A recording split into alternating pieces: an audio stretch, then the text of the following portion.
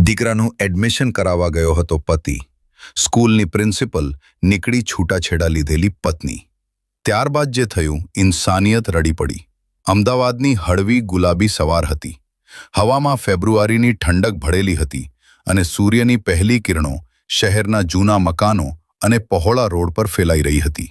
એ જ સવારે એક આદમી પોતાના નાનકડા દીકરાનો હાથ પકડીને અમદાવાદની સૌથી પ્રખ્યાત સ્કૂલના ગેટ સામે ઊભો હતો. એ આદમીનું નામ હતું ધવલ પટેલ. તેના ચહેરા પર હળવી ઘબરાહટ હતી, પરંતુ આંખોમાં ઉમ્મીદની ચમક પણ હતી. તેની સાથે ઊભો હતો તેનો 6 વર્ષનો દીકરો દેવ, જે માસૂમિયતથી સ્કૂલના વિશાળ ગેટને જોઈ રહ્યો હતો. ગેટની ઉપર મોટા અક્ષરોમાં લખ્યું હતું, વિવેકાનંદ ઇન્ટરનેશનલ સ્કૂલ, અમદાવાદ. આ સ્કૂલ શહેરની સૌથી પ્રતિષ્ઠિત સ્કૂલ માનવામાં આવતી હતી. અહીં એડમિશન મળવું હર કોઈના બસની વાત નહોતી. ધવલ છેલ્લા 2 મહિનાથી સતત પ્રયત્ન કરી રહ્યો હતો કે તેના દીકરાને અહીં એડમિશન મળી જાય. આજે આખરે એ દિવસ આવી ગયો હતો જ્યારે ઇન્ટરવ્યૂ થવાનું હતું.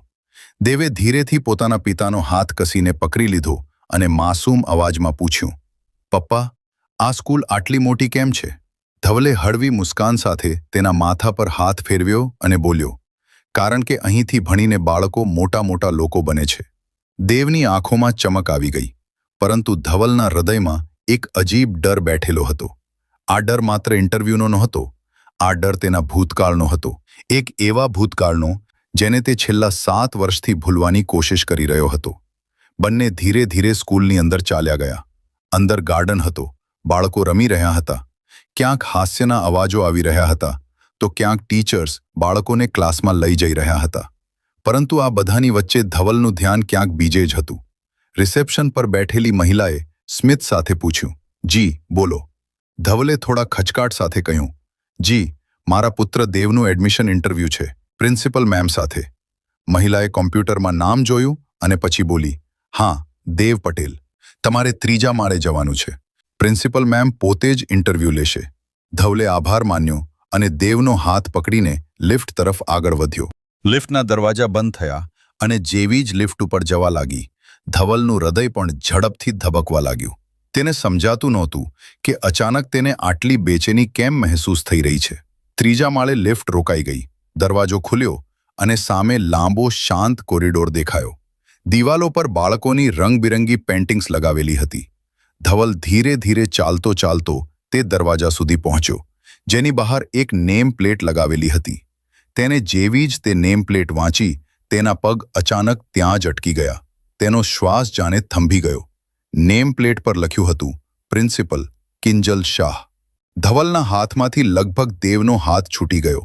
તેનો ચહેરો પળભરમાં સફેદ પડી ગયો, કારણ કે કિંજલ શાહ કોઈ અજાણી નહોતી. તે તેની છૂટાછેડા લીધેલી પત્ની હતી. એ જ કિંજલ, જેની સાથે તેને 7 વર્ષ પહેલા લગ્ન કર્યા હતા અને પછી થોડા સમયમાં જ 7 વર્ષ પહેલા તેમનો સંબંધ તૂટી પણ ગયો હતો. એ છૂટાછેડાએ માત્ર 2 લોકોને અલગ નહોતા કર્યા. તેણે 2 જિંદગીઓને અંદરથી ભાંગી પાડી હતી. ધવલની સામે અચાનક 7 વર્ષ પહેલાની યાદો ફરવા લાગી. એ વરસાદની રાત, ઘરની અંદર ગુંજતા દલીલના અવાજો અને કિંજલની એ છેલ્લી વાત, જે આજે પણ તેના કાનમાં ગુંજતી હતી, ધવલ, આજ પછી મારી જિંદગીમાંથી હંમેશા માટે જતો રહે. એ રાત પછી બંનેના રસ્તા અલગ થઈ ગયા હતા. 7 વર્ષ સુધી તેમણે એકબીજાનો ચહેરો પણ નહોતો જોયો, પરંતુ આજે કિસ્મતે તેમને ફરીથી આમને સામને ઊભા કરી દીધા હતા. દેવે માસૂમિયતથી પૂછ્યું, પપ્પા, શું થયું? ધવલ જાણે અચાનક વર્તમાનમાં પાછો આવી ગયો. તેણે પોતાને સંભાળતા કહ્યું, કંઈ નહીં બેટા, ચાલ અંદર જઈએ. પરંતુ તેના દિલમાં તોફાન ઉઠી ચૂક્યું હતું. શું તે સાચે જ અંદર જઈને કિંજલનો સામનો કરી શકશે? શું 7 વર્ષ પછી તે ફરીથી તેની સાથે વાત કરી શકશે? એટલામાં જ અંદરથી અવાજ આવ્યો, કમ ઇન. ધવલના પગ આપમેળે દરવાજા તરફ વધ્યા. તેણે ધીમેથી દરવાજો ખોલ્યો અને જેવો જ અંદર ગયો, તેની નજર સામે બેઠેલી મહિલા પર પડી. રૂમમાં થોડી સેકન્ડ માટે જાણે સમય થંભી ગયો. કિંજલ શાહ પોતાની ખુરશી પર બેઠી હતી. તેના હાથમાં એક ફાઇલ હતી, પરંતુ ધવલને જોતા જ તેનો હાથ હવામાં જ અટકી ગયો. બંનેની નજરો મળી અને 7 વર્ષની દૂરી એક જ પળમાં તેમની વચ્ચે ઊભી થઈ ગઈ. કિંજલ પહેલા કરતાં વધુ આત્મવિશ્વાસી દેખાઈ રહી હતી. તેની આંખોમાં એ જ તેજ હતું, પરંતુ ચહેરા પર જિંદગીનો થાક પણ સ્પષ્ટ ઝળકી રહ્યો હતો. ધવલે સૂકા હોઠોથી ધીમેથી કહ્યું, હેલો કિંજલ. કિંજલ થોડીવાર માટે તેને જોઈ રહી. પછી તેણે પોતાના અવાજને સામાન્ય બનાવતા કહ્યું, મિસ્ટર પટેલ, પ્લીઝ સિટ. તેણે જાણી જોઈને તેનું નામ ન લીધું, જાણે તેમની વચ્ચે ક્યારેય કોઈ રિલેશન હતું જ નહીં. ધવલ ચૂપચાપ ખુરશી પર બેસી ગયો. દેવ તેની બાજુમાં ઊભો હતો. એટલામાં જ કિંજલની નજર દેવ પર પડી. તે થોડી સેકન્ડ સુધી તેને જોઈ રહી. તેની આંખોમાં અચાનક એક અજીબ ભાવ ઉભરાયો. આ તમારો દીકરો છે? તેને ધીમા અવાજમાં પૂછ્યું. ધવલે માથું હલાવ્યું. હા, દેવ. દેવે મુસ્કુરાઈને કહ્યું, હેલો મેમ. કિંજલે પણ હળવી મુસ્કાન આપી, પરંતુ તેના દિલમાં ક્યાંક એક વેદના ઉઠી, કારણ કે એક સમય હતો જ્યારે તેણે પણ મા બનવાનું સપનું જોયું હતું, પરંતુ એ સપનું ક્યારેય પૂરું ન થયું. રૂમમાં ફરીથી ખામોશી છવાઈ ગઈ. ધવલની નજર દિવાલ પર લગાવેલા એક ફોટા પર ગઈ. એ ફોટામાં કિંજલ કોઈ એવોર્ડ સમારોહમાં ઊભી હતી અને નીચે લખ્યું હતું, બેસ્ટ પ્રિન્સિપલ એવોર્ડ 2024. ધવલના મનમાં એક અજીબ ભાવના ઉઠી. જે છોકરીને તે ક્યારેક કોલેજમાં પ્રેમ કરતો હતો, તે આજે આ શહેરની સૌથી મોટી સ્કૂલની પ્રિન્સિપલ બની ચૂકી હતી. કિંજલે ફાઇલ ખોલી અને ઔપચારિક અવાજમાં કહ્યું, તો દેવનું એડમિશન ઇન્ટરવ્યૂ છે. તેણે દેવને અમુક સવાલ પૂછ્યા. દેવ સમજદાર બાળક હતો. તેણે બધા સવાલોના જવાબ સારી રીતે આપ્યા.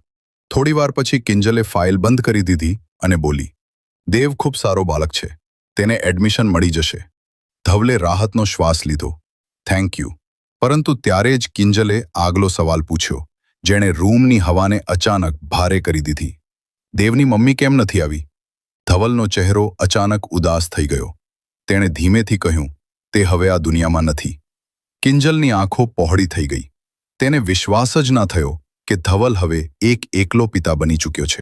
પરંતુ એ જ ક્ષણે જ્યારે તેની નજર ફરીથી દેવના ચહેરા પર ગઈ, તો તેના દિલમાં એક અજીબ બેચેની ઉઠી, કારણ કે દેવની આંખો બિલકુલ તેના જેવી હતી. એ જ ક્ષણે તેના મનમાં એક સવાલ ઉઠ્યો, શું આ માત્ર એક સંયોગ છે કે આ બાળકની પાછળ કોઈ એવો રાજ છુપાયેલો છે જે 7 વર્ષ જૂની વાર્તાને સંપૂર્ણપણે બદલી શકે છે? કિંજલની નજર હજુ પણ દેવના ચહેરા પર ટકી હતી. રૂમમાં થોડી સેકન્ડ સુધી અજીબ ખામોશી છવાઈ રહી.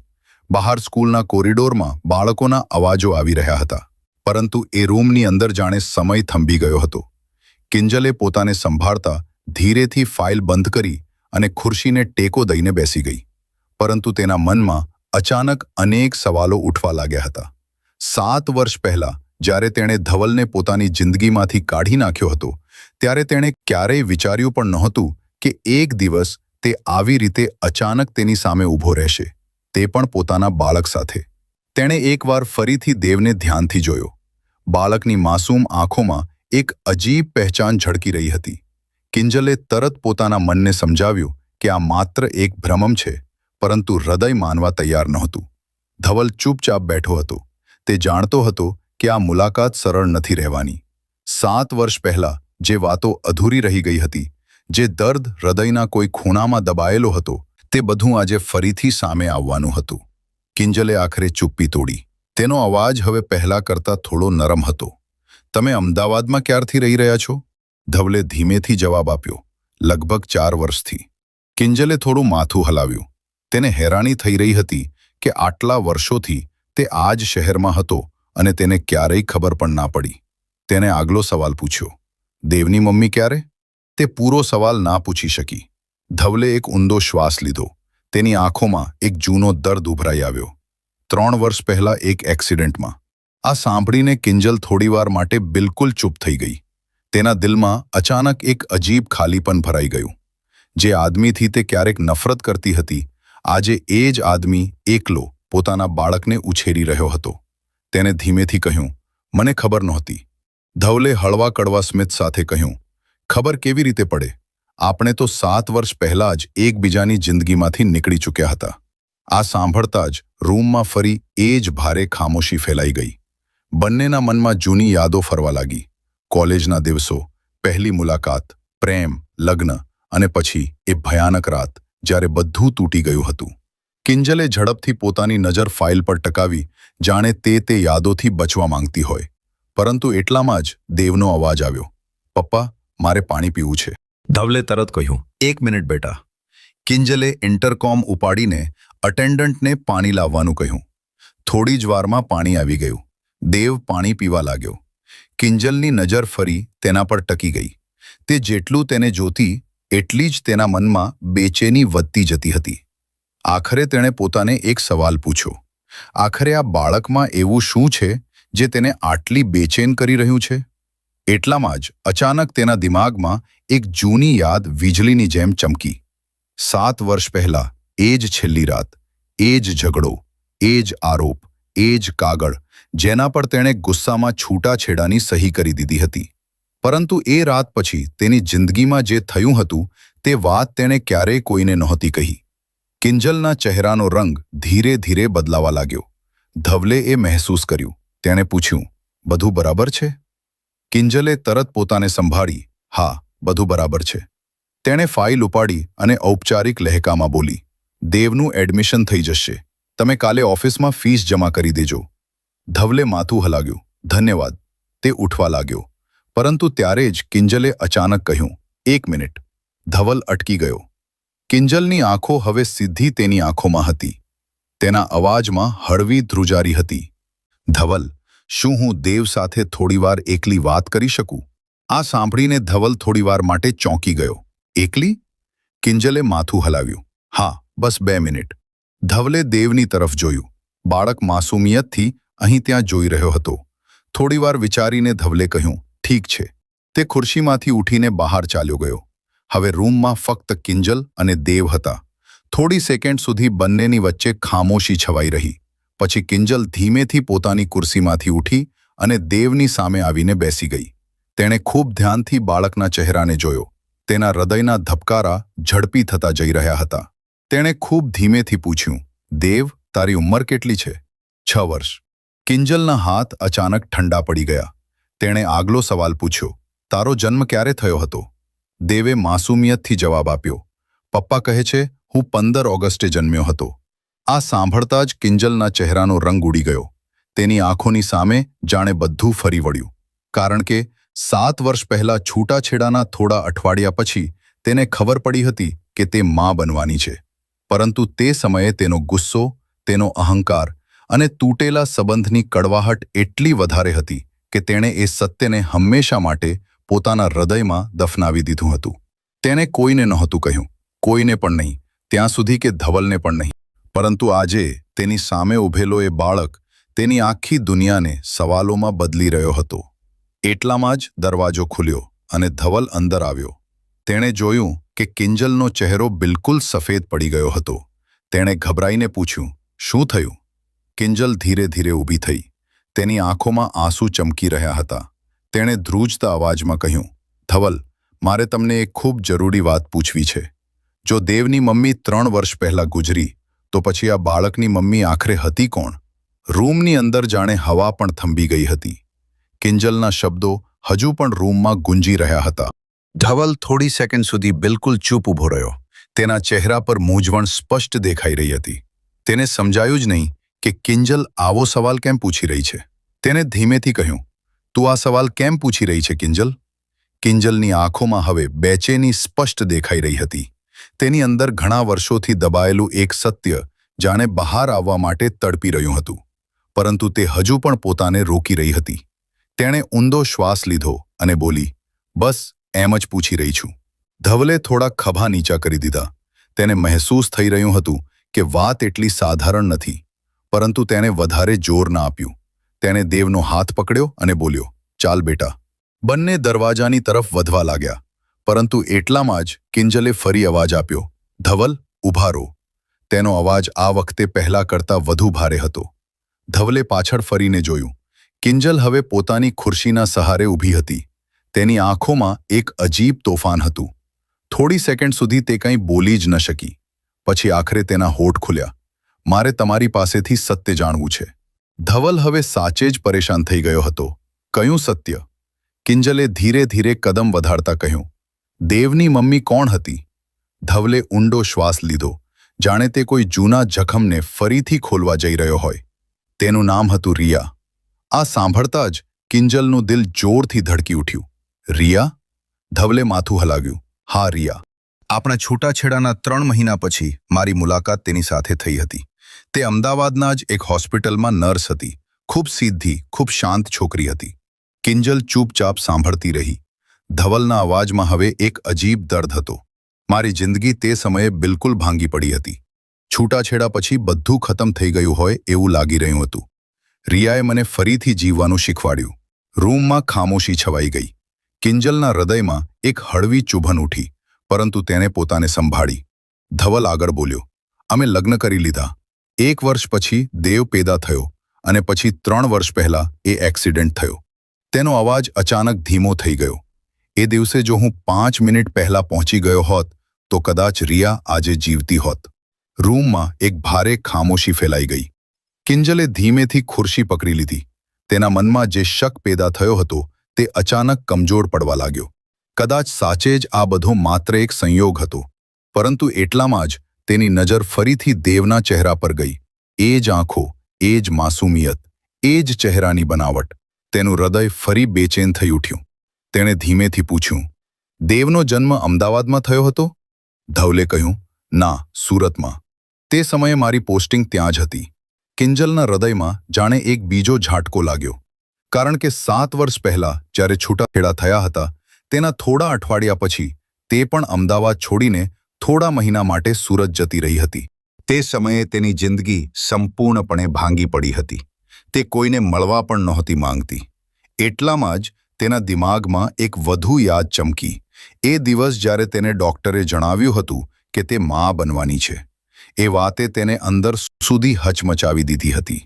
તે ધવલને કહેવા માંગતી હતી, પરંતુ એ જ ક્ષણે તેને યાદ આવ્યું હતું.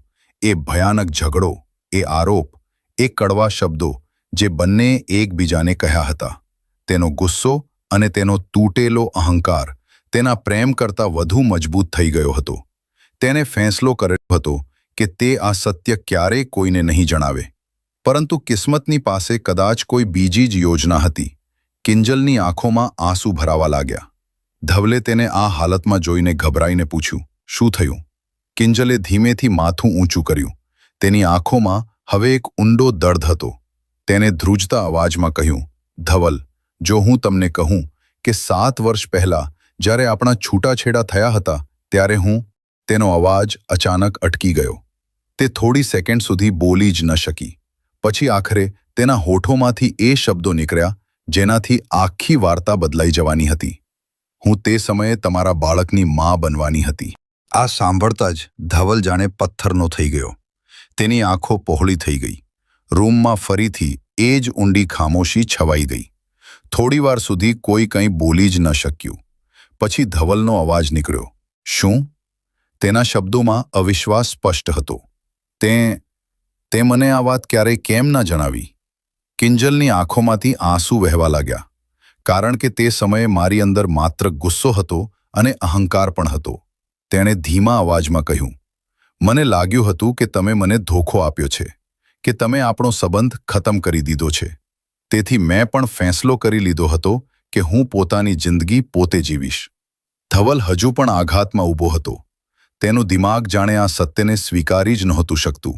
તેણે ધીમા અવાજમાં પૂછ્યું, પછી એ બાળકનું શું થયું? આ સવાલ સાંભળતા જ કિંજલની આંખો વધુ ભરાઈ ગઈ. તેણે ધ્રુજતા અવાજમાં કહ્યું, તે દુનિયામાં આવતા પહેલા જ... તેનો અવાજ ભાંગી પડ્યો. રૂમમાં એકદમ સન્નાટો છવાઈ ગયો. પરંતુ એ જ ક્ષણે કિંજલના હૃદયમાં એક અન્ય ડર ઉઠી ચૂક્યો હતો. તેણે ધીમેથી દેવની તરફ જોયું.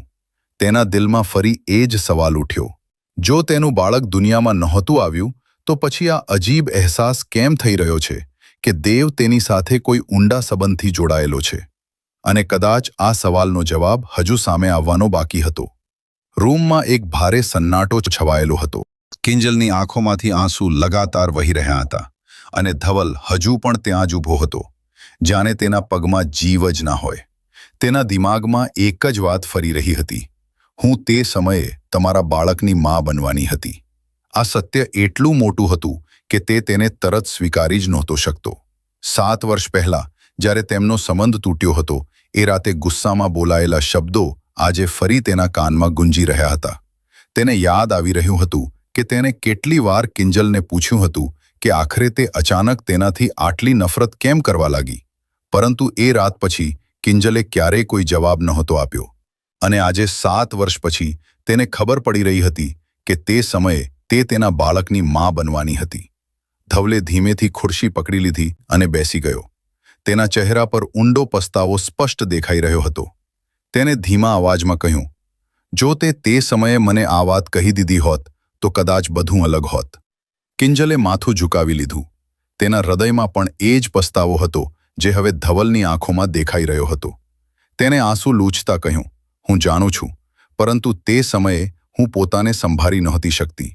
મને લાગ્યું હતું કે તમે મને ધોખો આપ્યો છે. ધવલે તરત માથું ઊંચું કર્યું. મેં તને ક્યારેય ધોખો નથી આપ્યો કિંજલ.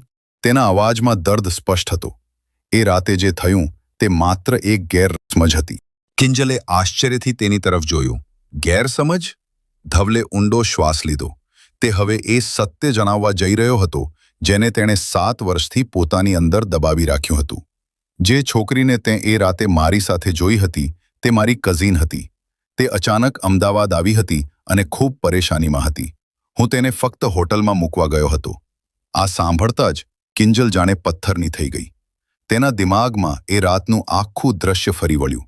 એ જ હોટલ, એ જ છોકરી, એ જ શક જેણે તેના દિલમાં ઝેર ભરી દીધું હતું. તેને ધ્રુજતા અવાજમાં પૂછ્યું, તમે સાચું કહી રહ્યા છો? ધવલની આંખોમાં હવે થોડો ગુસ્સો પણ હતો અને ઊંડો દર્દ પણ. જો હું ખોટું બોલી રહ્યો હોત તો આજે પણ આ વાત કેમ કહેતો?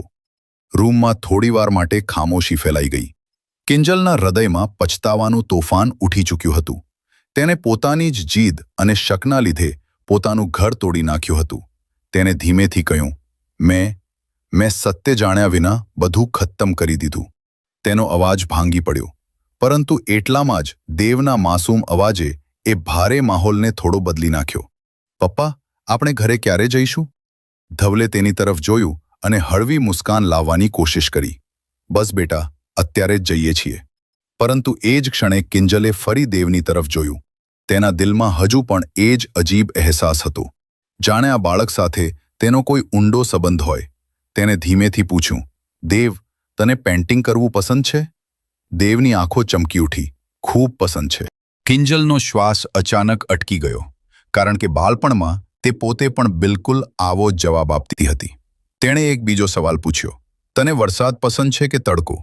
દેવે સ્મિત સાથે કહ્યું, વરસાદ, કારણ કે વરસાદમાં માટીની સુગંધ આવે છે. કિંજલના હાથ હળવા ધ્રુજી ઉઠ્યા. આ એ જ જવાબ હતો જે તે બાળપણમાં આપતી હતી. તેણે પોતાને સંભાળતા કહ્યું, સારું, તું જા. કાલથી તારી નવી સ્કૂલ લાઈફ શરૂ થશે. ધવલે માથું હલાવ્યું અને દેવનો હાથ પકડીને બહાર નીકળી ગયો. દરવાજો બંધ થતાં જ કિંજલ પોતાની ખુરશી પર બેસી ગઈ. તેના હૃદયની ધડકન તેજ થઈ ગઈ હતી. તેના મનમાં એક જ સવાલ વારંવાર ઉઠી રહ્યો હતો.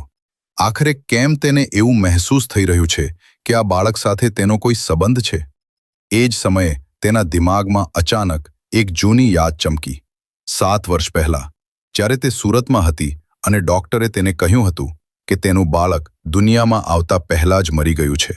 પરંતુ તે સમયે તે એટલી ભાંગી પડી હતી કે તેને ડોક્ટરની વાતો પર વધારે સવાલ જ નહોતા કર્યા.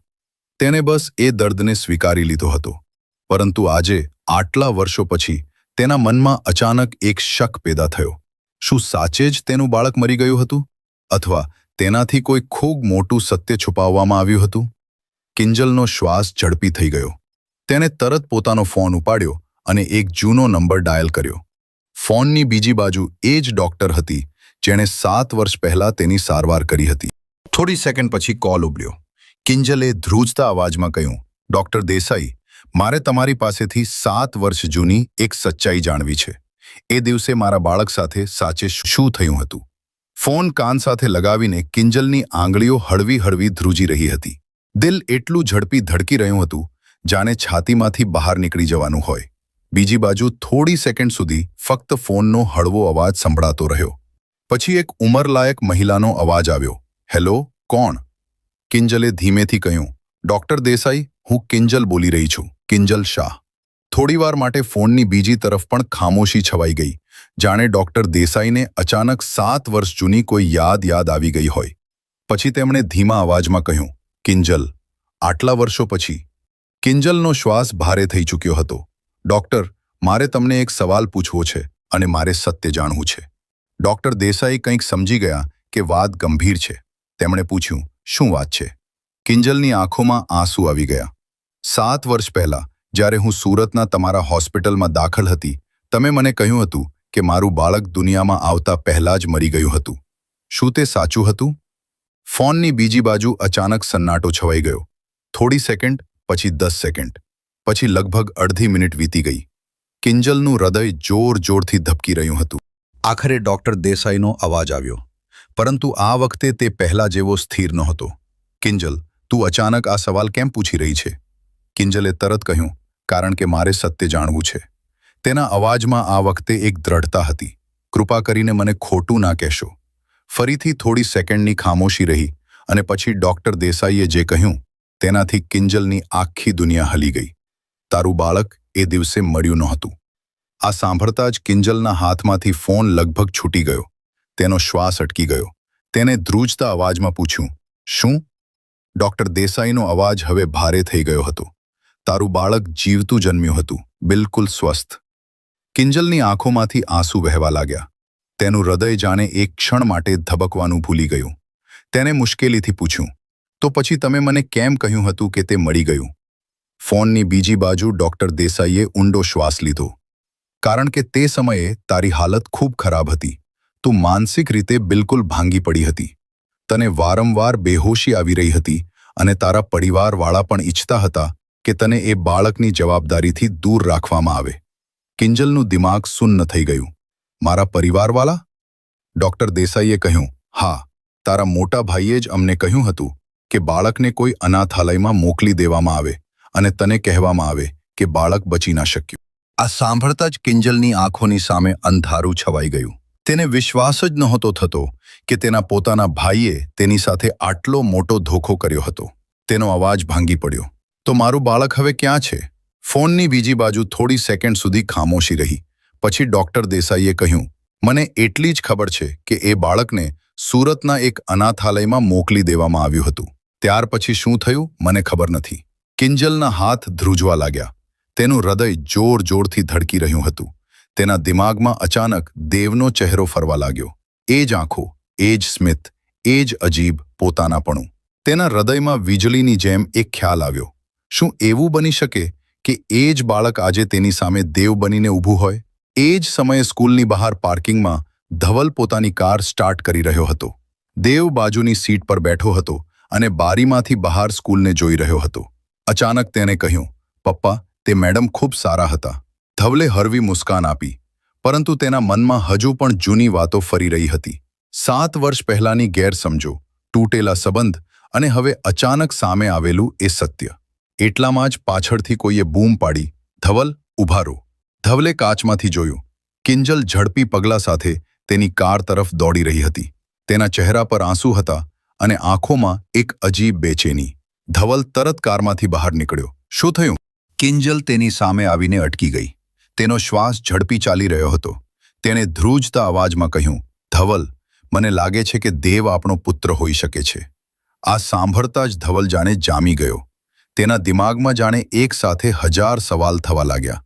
તું શું કહી રહી છે? કિંજલે આંસુ લૂછતા કહ્યું, મને હમણાં જ ખબર પડી છે. મારું બાળક મર્યું નહોતું. તેને અનાથાલયમાં મોકલી દેવામાં આવ્યું હતું. ધવલની આંખો પહોળી થઈ ગઈ. તેને તરત કારની અંદર બેઠેલા દેવની તરફ જોયું. નાનકડો બાળક માસૂમિયતથી તેમને જોઈ રહ્યો હતો. એક ક્ષણે ધવલના દિલમાં પણ એક અજીબ હલચલ થઈ. શું સાચે જ આવું બની શકે? શું કિસ્મત 7 વર્ષ પછી તેમને તેમનો ખોવાયેલો પુત્ર પાછો આપવા જઈ રહી છે? પરંતુ આ સવાલનો જવાબ હજુ પણ બાકી હતો. કારણ કે અસલી સચ્ચાઈ જાણવા માટે તેમને હવે એ અનાથાલય સુધી જવાનું હતું, જ્યાંથી કદાચ તેમની આખી જિંદગીનું સૌથી મોટું સત્ય સામે આવવાનું હતું. કિંજલના શબ્દો સાંભળીને ધવલ થોડીવાર સુધી બિલકુલ શાંત ઊભો રહ્યો. જાણે તેના દિમાગે એક જ પળમાં આટલી મોટી વાત સ્વીકારવાની ના પાડી દીધી હોય. કારની અંદર બેઠેલો નાનકડો દેવ બારીમાંથી બંનેને જોઈ રહ્યો હતો. તેને સમજાતું નહોતું કે અચાનક શું થઈ ગયું છે. ધવલે ધીમેથી કહ્યું, કિંજલ, તને કદાચ કોઈ ગેરસમજ થઈ રહી છે. પરંતુ કિંજલની આંખોમાં આ વખતે માત્ર શક જ નહોતો, એક ઊંડો વિશ્વાસ પણ હતો. તેને ધ્રુજતા અવાજમાં કહ્યું, મને પણ પહેલાં આવું જ લાગ્યું હતું, પરંતુ હમણાં જ ડોક્ટર દેસાઈ સાથે વાત થઈ છે. તેમણે કહ્યું કે મારું બાળક એ દિવસે મર્યું નહોતું. તેને સુરતના એક અનાથાલયમાં મોકલી દેવામાં આવ્યું હતું. આ સાંભળતા જ ધવલના હૃદયની ધડકન તેજ થઈ ગઈ. તેને તરત પૂછ્યું, કયું અનાથાલય? કિંજલે જવાબ આપ્યો, સુરત બાલ સેવા આશ્રમ. આ નામ સાંભળતા જ ધવલ જાણે અચાનક ચૂપ થઈ ગયો. તેની આંખોમાં હેરાની સ્પષ્ટ દેખાવા લાગી. કિંજલે તરત પૂછ્યું, શું થયું? ધવલે ધીરે ધીરે કારની તરફ જોયું જ્યાં દેવ બેઠો હતો. પછી તેણે ધીમા અવાજમાં કહ્યું, દેવ એ જ અનાથાલયમાંથી આવ્યો છે. આ સાંભળતા જ કિંજલનો શ્વાસ અટકી ગયો. તેના પગની નીચેથી જાણે જમીન સરકી ગઈ. તેની આંખોમાંથી આંસુ વહેવા લાગ્યા. તેણે ધીમેથી કારની તરફ પગલાં વધાર્યા અને બારીની પાસે આવીને ઊભી રહી ગઈ. દેવે માસૂમિયતથી તેને જોઈ અને સ્મિત આપી દીધું. એ માસૂમ સ્મિતમાં એવું પોતાનાપણું હતું કે કિંજલનું દિલ ભરાઈ ગયું. તેની આંખોની સામે અચાનક 7 વર્ષ જૂની બધી યાદો ફરવા લાગી. તેનું ભાંગી પડવું, હોસ્પિટલનો એ રૂમ અને પછી એ દર્દ જેને તેણે હંમેશા માટે પોતાના હૃદયમાં દફનાવી દીધો હતો. પરંતુ આજે કિસ્મતે કદાચ એ દર્દ તેને પાછો આપી દીધો હતો, એક નવી ઉમ્મીદ સાથે. ધવલ હજુ પણ ચૂપ હતો. તેના મનમાં પણ તોફાન ચાલી રહ્યું હતું. તેણે ધીમેથી કહ્યું, મેં દેવને 3 વર્ષ પહેલાં એ અનાથાલયમાંથી ખોળે લીધો હતો. તે સમયે મને કહેવામાં આવ્યું હતું કે તેના માતા પિતાનો કોઈ પત્તો નથી. કિંજલના આંસુ રોકાતા જ નહોતા. તેને ધ્રુજતા હાથોથી કારનો દરવાજો ખોલ્યો અને ધીમેથી દેવની સામે બેસી ગઈ. થોડી સેકન્ડ સુધી તે બસ તેને જોતી રહી. તેના ચહેરાની દરેક નાની વાત તેને પોતાના હૃદય સાથે જોડાયેલી મહેસૂસ થઈ રહી હતી. તેને ખૂબ ધીમેથી પૂછ્યું, દેવ, શું હું તમને ગળે લગાવી શકું? દેવે માસૂમિયતથી માથું હલાવ્યું અને તરત તેના ગળે વળગી પડ્યો. જાણે તેને પણ એ પળે એક અજીબ પોતાનાપણું મહેસૂસ થઈ રહ્યું હોય. કિંજલે તેને કસીને પોતાની છાતીએ લગાવી લીધો. તેની આંખોમાંથી આંસુ વહેતા રહ્યા. પરંતુ એ આંસુઓમાં હવે માત્ર દર્દ જ નહોતો, તેમાં સુકૂન પણ હતું. ધવલ આ બધું જોઈને ચૂપચાપ ઊભો રહ્યો. તેના હૃદયમાં પણ ભાવનાઓનું તોફાન ઉઠી રહ્યું હતું. 7 વર્ષ પહેલાં જે સંબંધ તૂટી ગયો હતો, કદાચ કિસ્મત આજે એ જ સંબંધને ફરીથી જોડવાની કોશિશ કરી રહી હતી. થોડીવાર પછી કિંજલે ધીમેથી દેવના માથા પર હાથ ફેરવ્યો અને હસવાની કોશિશ કરી. પછી તેણે ધવલની તરફ જોયું. તેની આંખોમાં હવે પછતાવો પણ હતો અને ઉમ્મીદ પણ. તેને ધીમા અવાજમાં કહ્યું, ધવલ, આપણે પોતાની ગેરસમજોની લીધે 7 વર્ષ ગુમાવી બેઠા. ધવલે ઊંડો શ્વાસ લીધો. હા, પરંતુ કદાચ કિસ્મતે આપણને એક બીજો મોકો આપ્યો છે. બંને થોડીવાર એકબીજાને જોતા રહ્યા. તેમની વચ્ચે હજુ પણ અનેક અધૂરી વાતો હતી, અનેક જૂના જખમ હતા. પરંતુ તેમની વચ્ચે એક પુલ પણ હતો, દેવ. એ જ ક્ષણે દેવે માસૂમિયતથી પૂછ્યું, પપ્પા, આ મેડમ રડી કેમ રહ્યા છે? ધવલ થોડો હસ્યો અને બોલ્યો, કારણ કે ક્યારેક ક્યારેક ખુશીમાં પણ આંસુ આવી જાય છે બેટા. દેવે ફરીથી કિંજલની તરફ જોયું અને બોલ્યો, મેડમ, તમે પણ અમારા ઘરે ચાલો. પપ્પા ખૂબ સારું ખાવાનું બનાવે છે. આ સાંભળીને કિંજલના હોઠો પર હળવું સ્મિત આવી ગયું. તેણે પ્રેમથી દેવના ગાલને સ્પર્શ કર્યો. એક ક્ષણે તેને એવું લાગ્યું કે જાણે 7 વર્ષનું અંધારું અચાનક ખતમ થઈ ગયું હોય અને તેની જિંદગીમાં ફરીથી પ્રકાશ પાછો આવી ગયો હોય. અમદાવાદની એ જ સવાર હવે થોડી વધારે અજવાળી લાગી રહી હતી. ક્યારેક ક્યારેક જિંદગી માણસને ખૂબ દૂર લઈ જાય છે, ગેરસમજો, દર્દ અને જુદાઈના રસ્તાઓમાંથી પસાર કરાવે છે. પરંતુ જો સંબંધોમાં સચ્ચાઈ અને ઇન્સાનિયત બચી રહે તો કિસ્મત એક દિવસ તેમને ફરીથી મળાવવાનો રસ્તો જરૂર શોધી લે છે. અને એ દિવસે આંસુ પણ હસવા લાગે છે. તો દોસ્તો, જો તમને અમારી આ વાર્તા પસંદ આવી હોય તો આ વિડીયોને લાઇક અને હાઇપ કરો અને કોમેન્ટમાં જણાવો તમારો અભિપ્રાય શું છે. અને હા, અમારી ચેનલને સબસ્ક્રાઇબ ના કરી હોય તો જરૂર સબસ્ક્રાઇબ કરો.